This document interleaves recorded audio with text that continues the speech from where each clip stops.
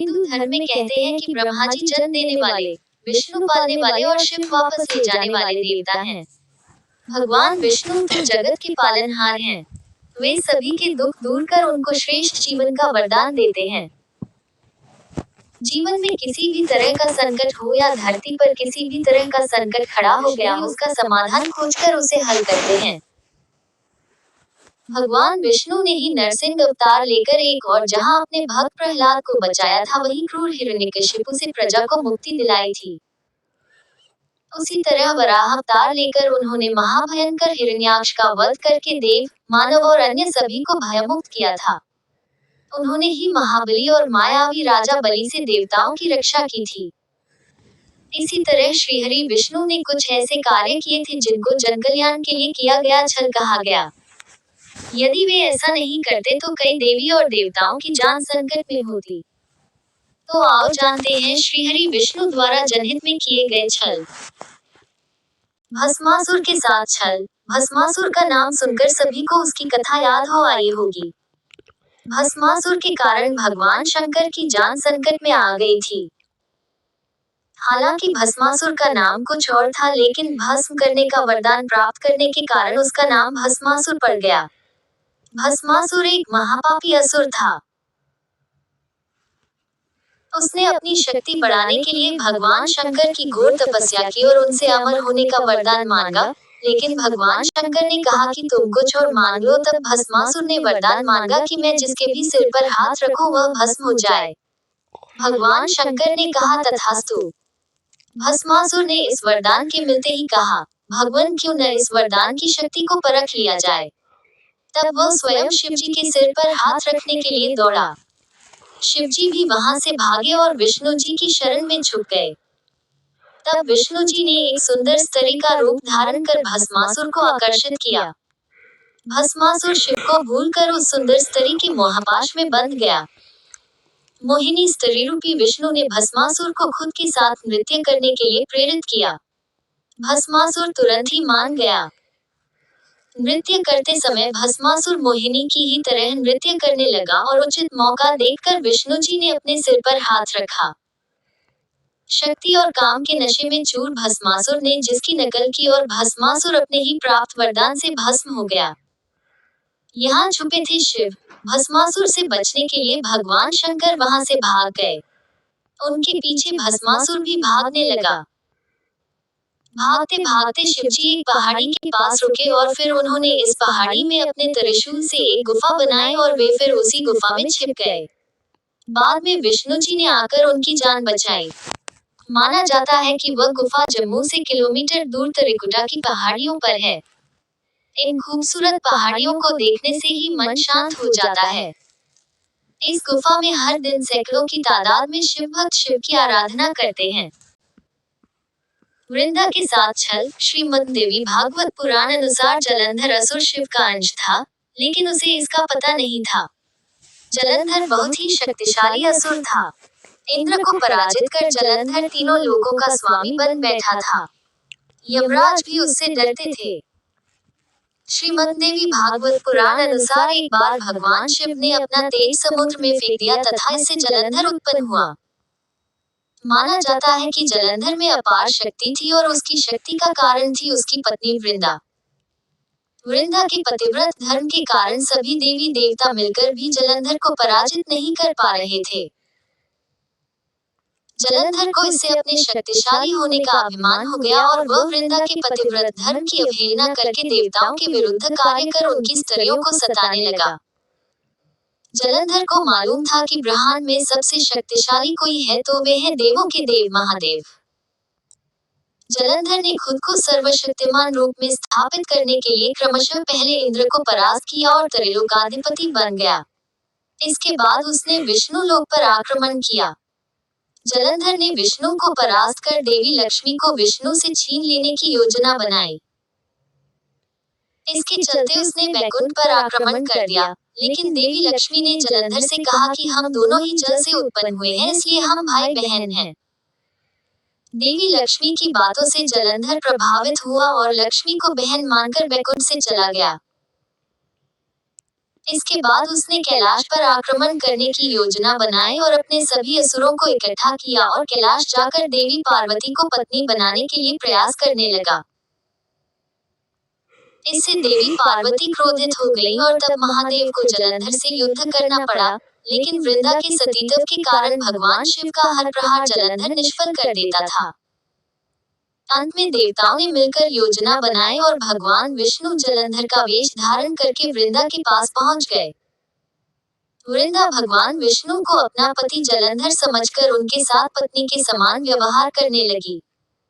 इससे वृंदा का पतिव्रत धर्म टूट गया और शिव ने जलंधर का वध कर दिया। विष्णु द्वारा सतीत्व भंग किए जाने पर वृंदा ने आत्मदाह कर लिया। तब उसकी राख के ऊपर तुलसी का एक पौधा जन्मा। तुलसी देवी वृंदा का ही स्वरूप है, जिसे भगवान विष्णु लक्ष्मी से भी अधिक प्रिय मानते हैं। भारत के पंजाब प्रांत में वर्तमान जलंधर नगर जलंधर के नाम पर ही है। जलंधर में आज भी असुरराज जलंधर की पत्नी देवी वृंदा का मंदिर मोहल्ला कोट किशनगंज में स्थित है।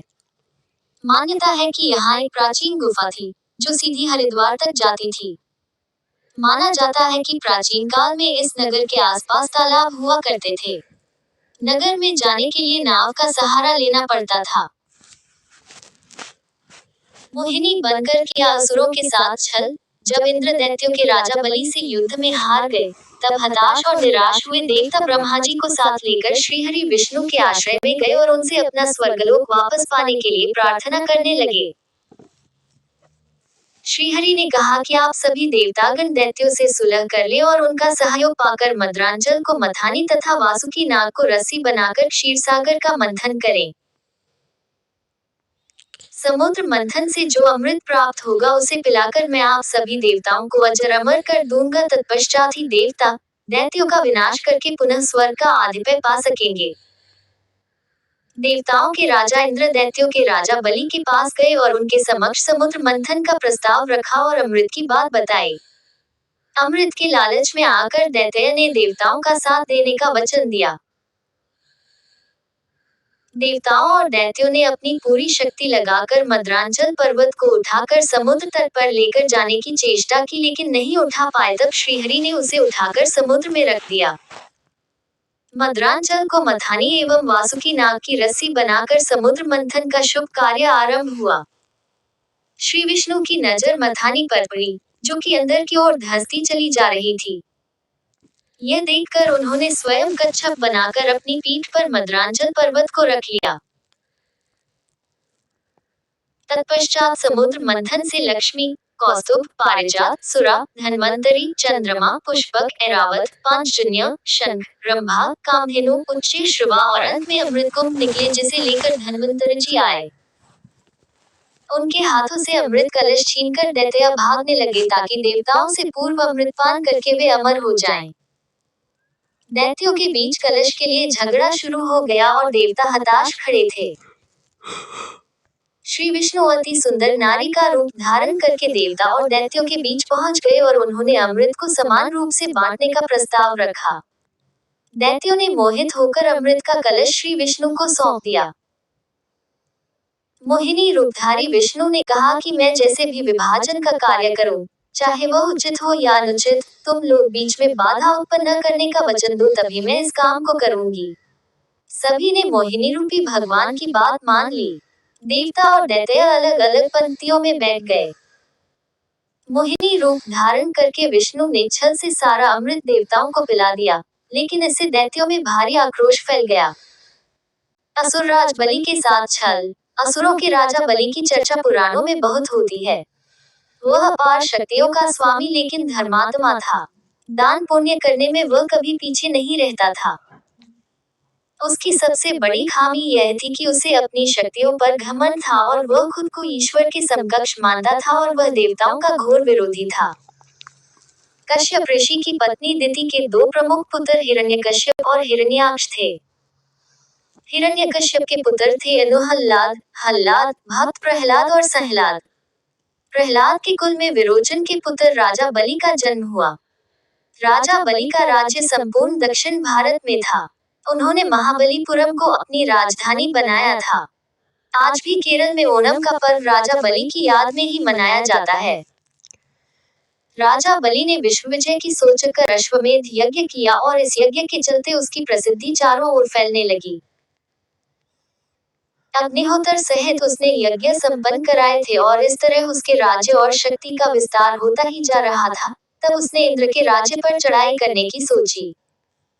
इस तरह राजा बलि ने वे यज्ञ की घोषणा की और सभी राज्यों और नगरवासियों को निमंत्रण भेजा। देवताओं की ओर गंधर्व और यक्ष होते थे, तो दैत्यों की ओर दानव और राक्षस। अंतिम बार हिरण्यकशिपु के पुत्र प्रहलाद और उनके पुत्र राजा बलि के साथ इंद्र का युद्ध हुआ और देवता हार गए। तब संपूर्ण जम्बूद्वीप पर असुरों का राज हो गया। तब लेना पड़ा वामन अवतार। वामन ऋषि कश्यप तथा उनकी पत्नी अदिति के पुत्र थे। वे आदित्यों में वे थे। ऐसी मान्यता है कि वे इंद्र के छोटे भाई थे और राजा बलि के सौतेले भाई। विष्णु ने इसी रूप में जन्म लिया था। देवता बलि को नष्ट करने में असमर्थ थे। बलि ने देवताओं को यज्ञ करने जितनी भूमि ही दे रखी थी। तब सभी देवता विष्णु की शरण में गए। विष्णु ने कहा कि वह भी बलि भी उनका भक्त है, फिर भी वे कोई युक्ति सोचेंगे।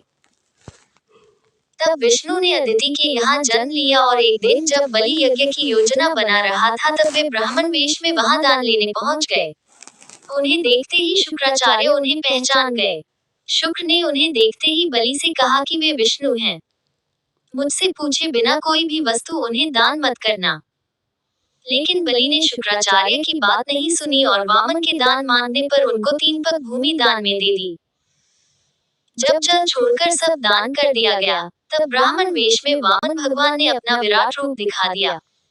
भगवान ने एक पग में भूमंडल नाप लिया, दूसरे में स्वर्ग और तीसरे के लिए बलि से पूछा कि तीसरा पग कहाँ रखूं।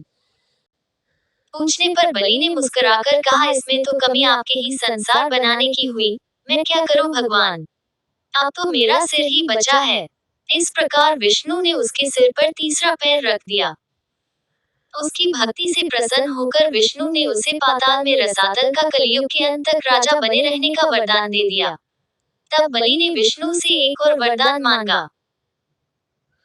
राजा बलि ने कहा कि भगवान यदि आप मुझे पाताल लोक का राजा बना ही रहे हैं तो मुझे वरदान दीजिए कि मेरा साम्राज्य शत्रुओं के प्रपंचों से बचा रहे और आप मेरे साथ रहें। अपने भक्त के अनुरोध पर भगवान विष्णु ने राजा बलि के निवास में रहने का संकल्प लिया। पातालपुरी में राजा बलि के राज्य में 8 प्रहर भगवान विष्णु सशरीर उपस्थित रहे उनकी रक्षा करने लगे और इस तरह बलि निश्चिंत होकर सोता था और संपूर्ण पातालपुरी में शुक्राचार्य के साथ रहकर एक नए धर्म राज्य की व्यवस्था संचालित करता है। माता पार्वती के साथ छल। माना जाता है कि बद्रीनाथ धाम कभी भगवान शिव और पार्वती का विश्राम स्थान हुआ करता था। यहाँ भगवान शिव अपने परिवार के साथ रहते थे, लेकिन श्रीहरि विष्णु को यह स्थान इतना अच्छा लगा कि उन्होंने इसे प्राप्त करने के लिए योजना बनाई। पुराण कथा के अनुसार सतयुग में जब भगवान नारायण बद्रीनाथ आए तब यहाँ बदरियों यानी बेर का वन था और यहाँ भगवान शंकर अपनी अर्धांगिनी पार्वती जी के साथ मजे से रहते थे। एक दिन श्रीहरि विष्णु बालक का रूप धारण कर जोर जोर से रोने लगे। उनके रुदन को सुनकर माता पार्वती को बड़ी पीड़ा हुई। वे सोचने लगी कि इस बीहड़ वन में यह कौन बालक रो रहा है, यह आया कहाँ से, और इसकी माता कहाँ है। यही सब सोचकर माता को बालक पर दया आ गई। तब वे उस बालक को लेकर अपने घर पहुंची। शिवजी तुरंत ही समझ गए कि यह कोई विष्णु की लीला है। उन्होंने पार्वती से इस बालक को घर के बाहर छोड़ देने का आग्रह किया और कहा कि वह अपने आप ही कुछ देर रोकर चला जाएगा। लेकिन पार्वती माँ ने उनकी बात नहीं मानी और बालक को घर में ले जाकर चुप कराकर सुलाने लगी। कुछ ही देर में बालक सो गया। तब माता पार्वती बाहर आ गई और शिवजी के साथ कुछ दूर भ्रमण पर चली गई। भगवान विष्णु को इसी पल का इंतजार था। इन्होंने उठकर घर का दरवाजा बंद कर दिया। भगवान शिव और पार्वती जब घर लौटे तो द्वार अंदर से बंद था। इन्होंने जब बालक से द्वार खोलने के लिए कहा तब अंदर से भगवान विष्णु ने कहा कि अब आप भूल जाइए भगवान, यह स्थान मुझे बहुत पसंद आ गया है, मुझे यही विश्राम करने दीजिए। अब आप यहाँ से केदारनाथ जाएं। तब से लेकर आज तक बद्रीनाथ यहाँ पर अपने भक्तों को दर्शन दे रहे हैं और भगवान शिव केदारनाथ में